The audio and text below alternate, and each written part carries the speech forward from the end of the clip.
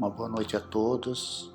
Mais uma vez nos encontramos nessa noite para estudar um pouquinho das lições de Jesus através do Evangelho, do seu Evangelho, através do Espiritismo que nos traz tantos esclarecimentos, tantas orientações, pedindo a Deus que nos ampare nesta noite mais uma vez, que os bons Espíritos possam estar conosco, nos orientando e nos guiando sempre pelo caminho do bem, pelo caminho correto, honesto, pelo caminho da caridade. Pedindo a Deus por todos os que sofrem, do corpo e da alma, pelo nosso planeta, que haja bastante luz sobre todos nós, para que possamos progredir, que a assistência do alto jamais nos falte. Que os estudos desta noite possam ser proveitosos para o nosso aprendizado, para o nosso crescimento moral. Que assim seja, graças a Deus, graças a Jesus. Vamos ver hoje do Evangelho segundo o Espiritismo, por Allan Kardec, capítulo 10, Bem-aventurados os misericordiosos. Vamos ver o item 18, que é uma mensagem de Dufetre, bispo de Nevers, Bordeaux. Ele diz assim: queridos amigos, sede severos para vós mesmos e indulgentes para as fraquezas alheias. Essa é também uma forma de praticar a santa caridade, que bem poucos observam. Todos vós tendes más tendências a vencer, defeitos a corrigir, hábitos a modificar.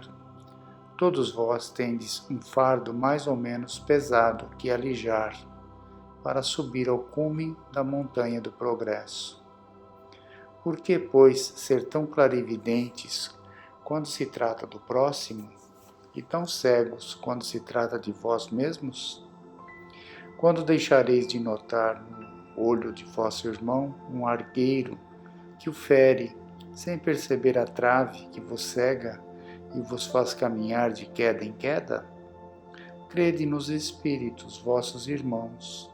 Todo homem bastante orgulhoso para se julgar superior em virtudes e méritos aos seus irmãos encarnados é insensato e culpado, e Deus o castigará no dia da sua justiça. O verdadeiro caráter da caridade é a modéstia e a humildade, e consiste em não se verem superficialmente os defeitos alheios, mas em se procurar destacar o que há de bom e virtuoso no próximo. Porque se o coração humano é um abismo de corrupção, existem sempre, nos seus mais ocultos refolhos, os germes de alguns bons sentimentos, centelhas ardentes da essência espiritual. Espiritismo, doutrina consoladora e bendita. Felizes os que te conhecem e empregam proveitosamente os salutares ensinos dos Espíritos do Senhor. Para esses, o ensino é claro, e ao longo de todo o caminho, eles podem ler estas palavras, que lhes indicam a maneira de atingir o alvo. Caridade prática, caridade para o próximo como para si mesmo. Em uma palavra, caridade para com todos e amor de Deus sobre todas as coisas, porque o amor de Deus resume todos os deveres, e porque é impossível amar a Deus sem praticar a caridade, da qual Ele faz uma lei para todas as criaturas.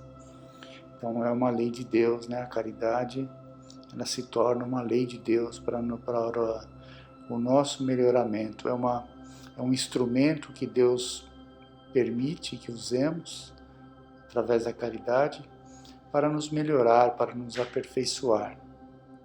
E ele pede a indulgência também no início do texto para as fraquezas alheias, enxergarmos o nosso próximo como um verdadeiro irmão, né? E com fraquezas, com deficiências ainda, com dificuldades, que também são nossas, também as temos. E o nosso olhar, mudando o nosso olhar, na verdade, nessas fraquezas, nessas dificuldades, né? No olhar sempre para nós, ao invés de observar o defeito do outro, olhar ainda os nossos defeitos e tentar corrigi-los. Muitas vezes vemos um defeito no nosso próximo e temos um muito maior que aquele, como ele faz a comparação, né? Como enxergamos um cisco no olho do próximo e não vemos no nosso uma trave, um obstáculo muito maior, né, no nosso olho, mas enxergamos um bem menor, bem pequeno no outro, no próximo. Então é isso, ele pede para voltarmos o olhar para nós mesmos, para dentro de nós, enxergarmos isso e usar da indulgência. A indulgência é você perceber, você vai ver a dificuldade, mas vai entendê-la, vai saber que ainda temos aquela mesma dificuldade, muitas vezes, que falamos, que criticamos do outro, né? E ele fala da caridade. A melhor maneira de praticar isso é através da caridade, atingirmos a humildade, a caridade com humildade, sem esperarmos ali a recompensa daquilo que estamos fazendo. E sem destacar, né, o que há de bom, né, em procurar destacar o que há de bom no próximo, para que o que for ainda difícil, o que tiver dificuldade ainda, ou muitas vezes o erro, né, ele possa ser amenizado, corrigido sempre, claro, mas amenizado, e o lado bom ser destacado. E nós raramente fazemos isso, destacar o lado bom de alguém, algo bom que a pessoa está fazendo, está se esforçando ali para superar uma dificuldade. Nós criticamos só o lado negativo, e pior ainda, muitas vezes espalhamos isso, jogamos isso adiante para outras pessoas também, aquela dificuldade. E ele diz que a caridade, né, com a caridade para com todos e o amor de Deus sobre todas as coisas, lembrarmos de Deus, lembrarmos de quando fomos fazer alguma crítica ou algum comentário sobre atitudes de alguém, lembrarmos disso, que Deus está nos observando através dos Espíritos, e aquelas nossas palavras, elas vão ter que ser corrigidas de alguma maneira, muitas vezes ali com sofrimento, muitas vezes com passarmos pela mesma situação que o nosso próximo está passando. E aí tem uma pergunta aqui, que é feita para São Luís, no item 19, que é assim: é permitido repreender os outros? Coisas que gostamos de fazer muitas vezes, né? Repreender os outros. Aí ele fala, a pergunta: ninguém sendo perfeito, não se segue que ninguém tem o direito de repreender o próximo? Aí o São Luís responde: certamente que não, que nós não temos o direito de repreender o próximo, porque nós também erramos, pois cada um de vós deve trabalhar para o progresso de todos, e sobretudo dos que estão sob a vossa tutela. Mas isso é também uma razão para o fazerdes com moderação, com uma intenção útil, e não como geralmente se faz, pelo prazer de denegrir. Neste último caso, a censura é uma maldade. No primeiro, é um dever que a caridade manda cumprir com todas as cautelas possíveis, e ainda assim, a censura que se faz do outro deve ser endereçada também a nós mesmos, para vermos se não a merecemos. Então, olha só que interessante, né?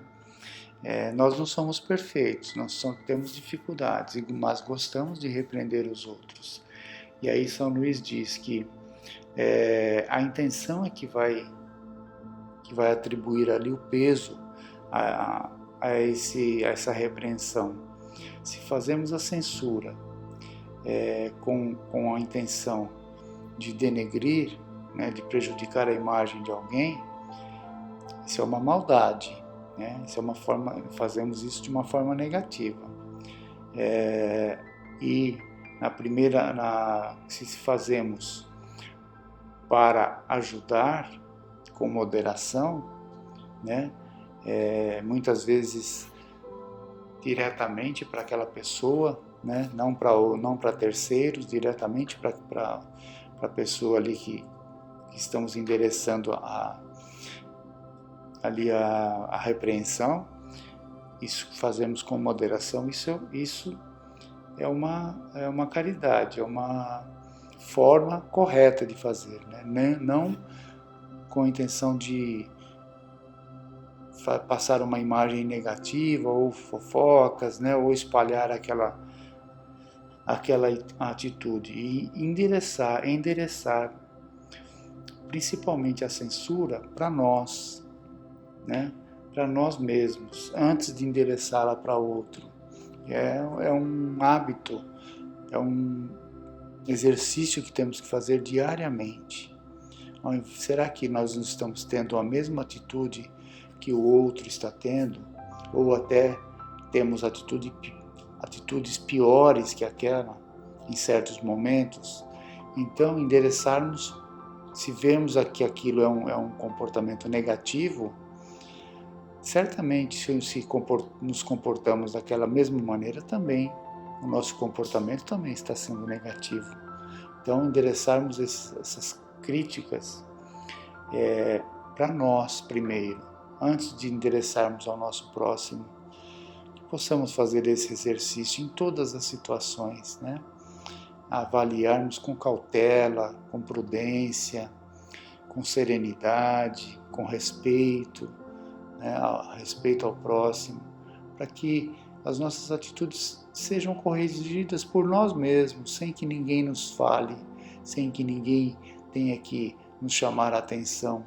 Com essas próprias reflexões, possamos fazer essa correção nas nossas atitudes e nos tornarmos aí espíritos melhores, mais equilibrados, né? Durante a encarnação, durante o nosso progresso tão necessário aí durante a vida.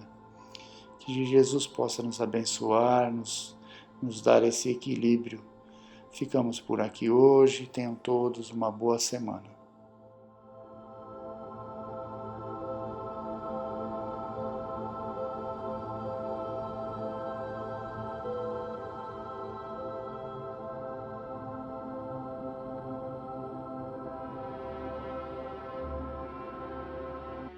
Uma boa noite a todos. Que a paz de Jesus ressoe em nossos corações e que possamos nos sintonizar com a espiritualidade maior. Na oportunidade de hoje, nós gostaríamos de ler uma comunicação que foi dada pelo espírito Allan Kardec aos espíritas do Brasil. Comunicação essa que ocorreu na Sociedade Espírita Fraternidade pelo respeitável médium Frederico Pereira da Silva Júnior em 1889, no século XIX.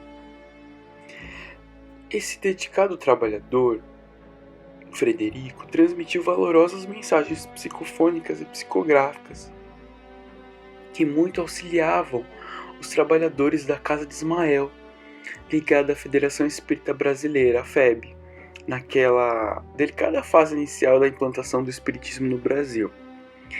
A idoneidade desse médium e a autoria da comunicação, que é Kardec, foram certificadas não apenas pela FEB, mas também pelo próprio espírito Humberto de Campos, no livro Brasil, Coração do Mundo, Pátria do Evangelho, livro que foi psicografado pelo Chico Xavier. Bom, dadas essas informações, vamos à instrução do espírito Kardec, que, apesar de ter sido dada em 1889, ainda hoje nos é atual, por nos exortar ao estudo, à caridade e, fundamentalmente, à unificação. Paz e amor sejam convosco. Que possamos ainda uma vez, unidos pelos laços da fraternidade, estudar essa doutrina de paz e amor, de justiça e de esperanças, graças à qual encontraremos a estreita porta da salvação futura, o gozo indefinido e morredouro para as nossas almas humildes. Antes de ferir os pontos que fazem o objetivo da minha manifestação, devo pedir a todos vós que me ouvis, a todos vós espíritas a quem falo neste momento, que me perdoem se porventura na externação dos meus pensamentos encontrardes alguma coisa que vos magoe, algum espinho que vos vá ferir a sensibilidade do coração. O cumprimento do dever nos impõe que usemos de linguagem franca, rude mesmo. Por isso que cada um de nós tem uma responsabilidade individual e coletiva, e para salvá-la, lançamos mão de todos os meios que se nos oferecem, sem contarmos muitas vezes com a pobreza de nossa inteligência, que não nos permite dizer aquilo que sentimos sem magoar, não raro, corações amigos, para os quais só desejamos a paz, o amor e as doçuras da caridade. Certo de que ouvireis a minha súplica, certo de que, falando aos espíritas, falo a uma agremiação de homens cheios de benevolência, enceitei o meu pequeno trabalho, cujo único fim é desobrigar-me de graves compromissos que tomei para com o nosso Criador e Pai. Sempre compassivo e bom, volvendo os piedosos olhos à humanidade escrava dos erros e das paixões do mundo, Deus torna uma verdade as palavras de seu amantíssimo Filho, nosso Senhor Jesus Cristo, e manda o Consolador, o Espírito de verdade, que vem abertamente falar da revelação messiânica a essa mesma humanidade esquecida do seu imaculado Filho, aquele que foi levado pelas ruas da amargura, sob o peso das iniquidades e das ingratidões dos homens.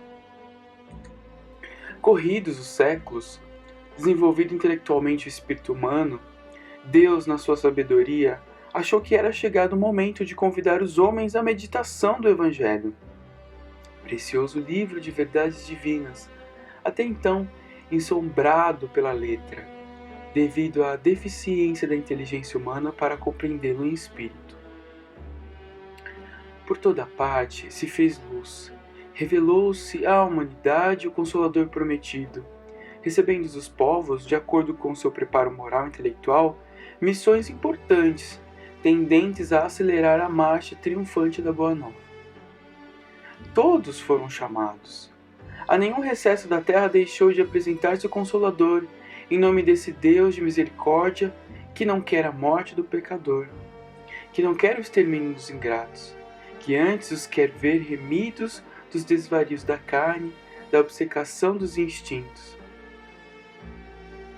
Sendo assim, a esse pedaço de terra, a que chamamos Brasil, foi dada também a revelação da revelação, firmando os vossos espíritos, antes de encarnarem, compromissos de que ainda não vos desobrigastes, e perdoai que o diga, tendes mesmo retardado o cumprimento deles e de graves deveres, levados por sentimentos que não convém agora percrustar. Ismael, vosso guia, tomando a responsabilidade de vos conduzir ao grande templo do amor e da fraternidade humana, levantou a sua bandeira, tendo escrito nela Deus, Cristo e caridade. Forte pela sua dedicação, animado pela misericórdia de Deus, que nunca falta aos seus trabalhadores, sua voz santa e evangélica ecoou em todos os corações, procurando atraí-los para um único agrupamento onde unidos teriam a força dos leões e a mansidão das pombas, onde unidos pudessem afrontar todo o peso das iniquidades humanas, onde entrelaçados num único segmento, que é o do amor, pudessem adorar o Pai em espírito e verdade, onde se levantasse a grande muralha da fé, contra a qual viessem quebrar-se todas as armas dos inimigos da luz, onde finalmente se pudesse formar um grande dique à onda tempestuosa das paixões, dos crimes e dos vícios que avassalam a humanidade inteira. Constituiu-se esse agrupamento. A voz de Ismael foi sentida nos corações, mas, misérias humanas! À semelhança das sementes lançadas no pedregulho, eles não encontram terra boa para suas raízes, e quando aquele anjo bom, aquele enviado do Eterno, julgava ter em seu seio amigos e irmãos capazes de ajudá-lo na sua grande tarefa, santa e boa, as sementes foram mirrando ao fogo das paixões, foram se encravando na rocha, apesar do orvalho da misericórdia divina as banhar constantemente para sua vivificação. Ali, onde a humildade devera ter erguido tenda, o orgulho levantou o seu reduto. Ali, onde o amor devia alçar-se sublime e esplêndido até os pés do nosso Senhor Jesus Cristo, a indiferença cavou sulcos, a justiça se chamou injustiça, a fraternidade dissensão. Mas pela ingratidão de uns haveria de sacrificar-se a gratidão e a boa vontade de outros? Pelo orgulho dos que já se arvoraram em mestres na sua ignorância, havia de se sacrificar a humildade do discípulo perfeitamente compenetrado de seus deveres? Não. Assim, quando os inimigos da luz, quando o espírito das trevas julgava esfacelada a bandeira de Ismael, símbolo da Trindade Divina, quando a voz iníqua já reboava no espaço glorificando o reino das trevas e amaldiçoando o nome do mártir do Calvário, ele recolheu o seu estandarte e fez que se levantasse uma pequena tenda de combate, com o nome Fraternidade. Era este, com certeza, o ponto para o qual deviam convergir todas as forças dispersas, todos os que não recebiam a semente do pedregulho. Certos de que acaso é palavra sem sentido e testemunha dos fatos que determinam o levantamento dessa tenda, todos os espíritas tinham o dever sagrado de vir aqui, se agrupar, ouvir a palavra sagrada do bom guia Ismael, o único que dirige a propaganda da doutrina nesta parte do planeta, o único que tem toda a responsabilidade da sua marcha e do seu desenvolvimento. Mas infelizmente, meus amigos, não pudestes compreender ainda a grande significação da palavra fraternidade. Não é um termo, é um fato. Não é uma palavra vazia, é um sentimento sem o qual vos achareis sempre fracos para essa luta que vós mesmos não podeis medir, tal a sua grandeza extraordinária. Ismael tem o seu templo e sobre ele a sua bandeira: Deus, Cristo e caridade. Ismael tem a sua pequenina tenda, onde procura reunir todos os seus irmãos, todos aqueles que ouviram a sua palavra e aceitaram como a verdade. Chamam-se fraternidade. Pergunto-vos, pertenceis à fraternidade? Trabalhais para o levantamento desse templo, cujo lema é Deus, Cristo e caridade? Como? E de que modo?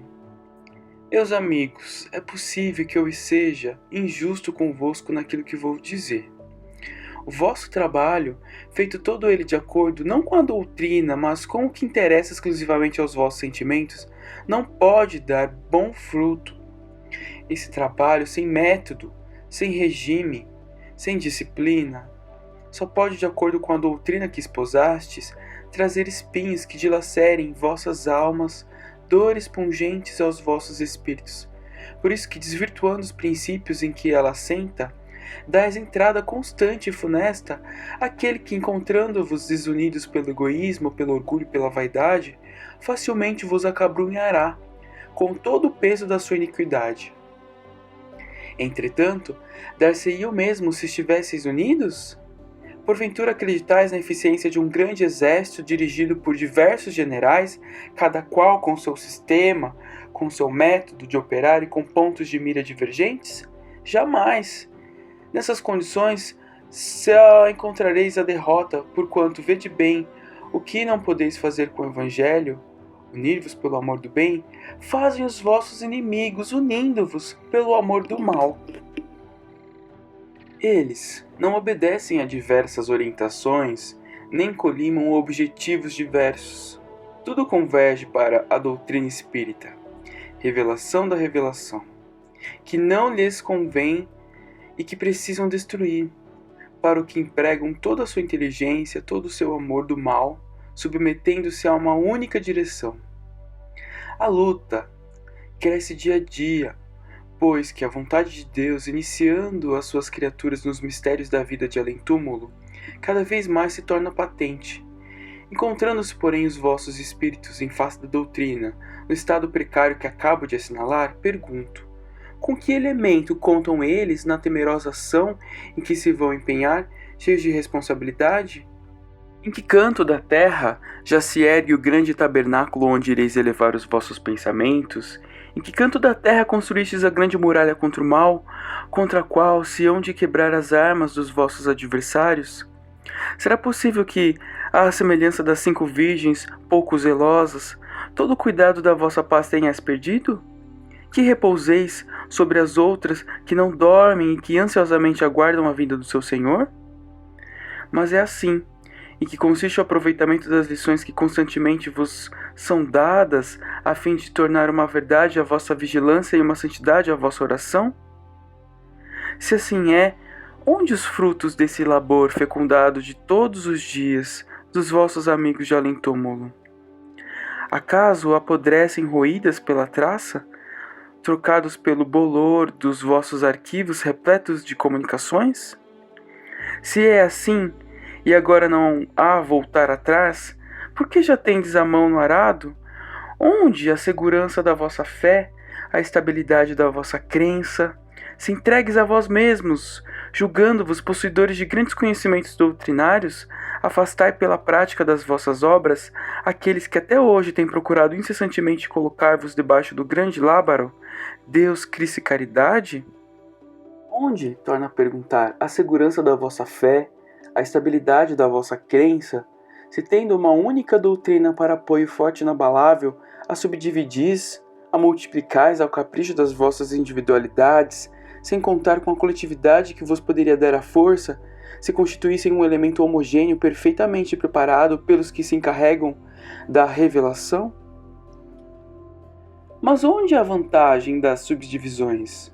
Onde o interesse real para a doutrina e seu desenvolvimento na dispersão que fazeis do vosso grande todo, dando já desse modo um péssimo exemplo aos profanos, por isso que pregais a fraternidade e vos dividis cheio de dissensões? Onde as vantagens de tal proceder? Estarão na diversidade dos nomes que dais aos grupos? Por que isso? Será porque este ou aquele haja recebido maior doação do patrimônio divino? Será porque convém a propaganda que fazeis? Mas para a propaganda precisamos dos elementos constitutivos dela. Pergunto, onde a escola de médiuns existe? Porventura, os homens que têm a boa vontade de estudar convosco os mistérios do Criador, preparando seus espíritos para o ressurgir na outra vida, encontram em vós os instrumentos disciplinados? Os médiuns, perfeitamente compenetrados do importante papel que representam na família humana e cheio dessa seriedade que dá uma ideia exata da grandeza da nossa doutrina? Ou a vossa propaganda se limita tão somente a falar do espiritismo? Ou os vossos deveres e as vossas responsabilidades individuais e coletivas se limitam a dar a nota do ridículo àquele que vos observam, julgando-vos doidos e visionários? Meus amigos, sei quanto é doloroso tudo isso que vos digo, pois que cada um dos meus pensamentos é uma dor que repassa profundamente o seu espírito.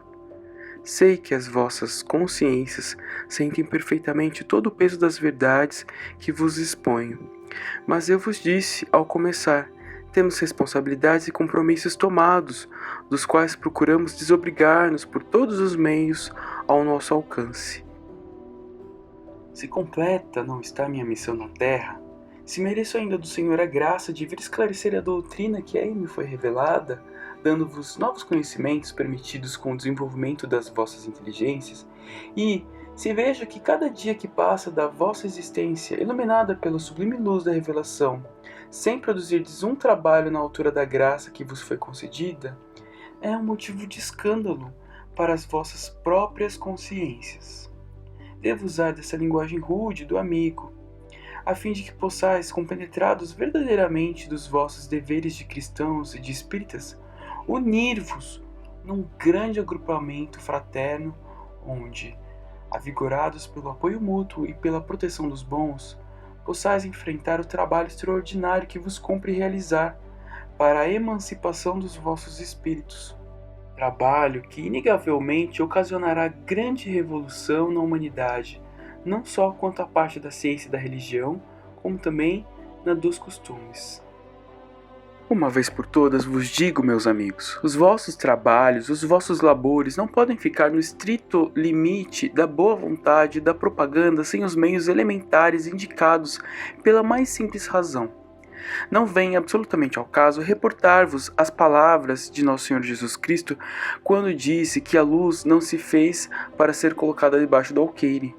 Não vem ao caso e não tem aplicação, porque não possuís luz própria.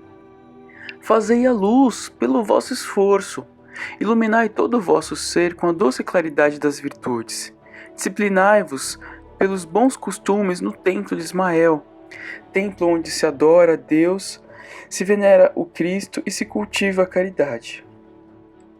Então sim, distribuí a luz, ela vos pertence. E vos pertence porque é um produto sagrado do vosso próprio esforço, uma brilhante conquista do vosso espírito empenhado nas lutas sublimes da verdade. Fora desses termos, podeis produzir trabalhos que causem embriaguez à vista, mas nunca que falem sinceramente ao coração.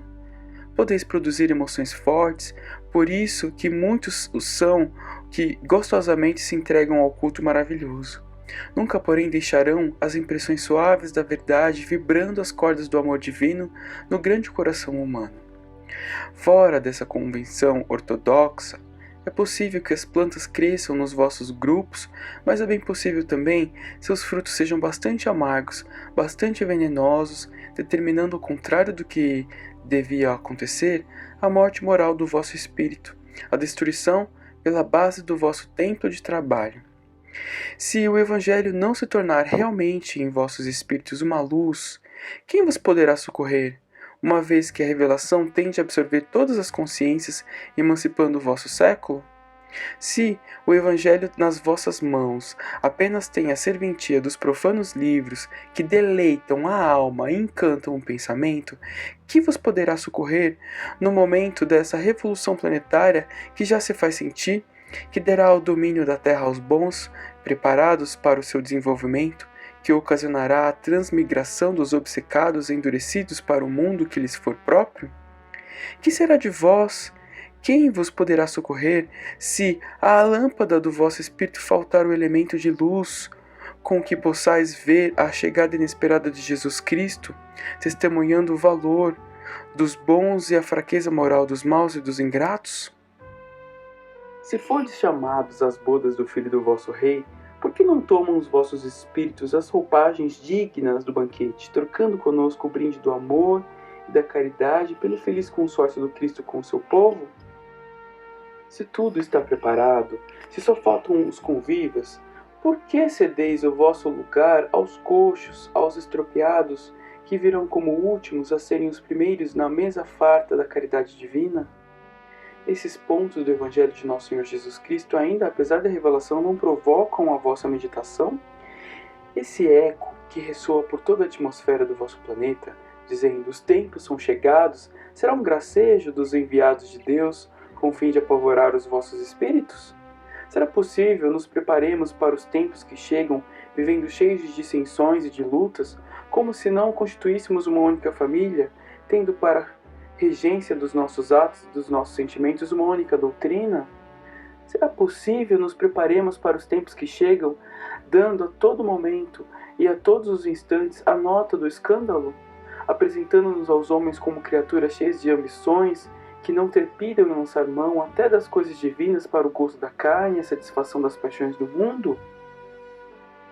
Mas seria simplesmente uma obcecação do espírito pretender desobrigar-se dos seus compromissos e penetrar no reino de Deus coberto dessas paixões e dessas misérias humanas. Isso equivaleria o não acreditardes naquilo mesmo em que dizeis que credes. Seria zombar do vosso Criador, que, não exigindo de vós sacrifício, vos pede, entretanto, não transformeis a sua casa de oração em covil de ladrões. Meus amigos, sem caridade não há salvação, sem fraternidade não pode haver união. Uni-vos, pois pela fraternidade debaixo das vistas do bom Ismael, vosso guia e protetor. Salvai-vos pela caridade, distribuindo o bem por toda a parte, indistintamente, sem pensamento oculto. Aquele que vos pedem que lhes deis da vossa crença ao menos um testemunho moral, que os possa obrigar a respeitar em vós o indivíduo bem-intencionado e verdadeiramente cristão. Sobre a propaganda que procurais fazer exclusivamente para ao vosso seio maior de adeptos, direi: se os meios mais difíceis que tendes encontrado são a cura dos vossos irmãos obsessos, são as visitas domiciliares e a expansão dos fluidos, aí tendes um modesto trabalho para a vossa meditação e estudo. Permita, Deus, que os espíritas a quem falo, que os homens a quem foi dada a graça de conhecerem em espírito e verdade a doutrina do nosso Senhor Jesus Cristo, tenham a boa vontade de me compreender, a boa vontade de ver nas minhas palavras unicamente o interesse do amor que lhe consagro. Allan Kardec. Bom, com essa mensagem encerramos nossa palestra, agradecendo a Deus pelas reflexões. Pai nosso que estais no céu, santificado seja o vosso nome, venha a nós o vosso reino, seja feita, Pai, a vossa vontade, assim na terra como no céu. O pão nosso de cada dia nos dai hoje. Perdoai, Pai, as nossas dívidas, na medida em que perdoamos aos nossos irmãos. Não nos deixeis cair em tentação, mas livrai-nos de todo o mal. Que assim seja, Pai. Graças a Deus e a Jesus. Uma boa noite a todos.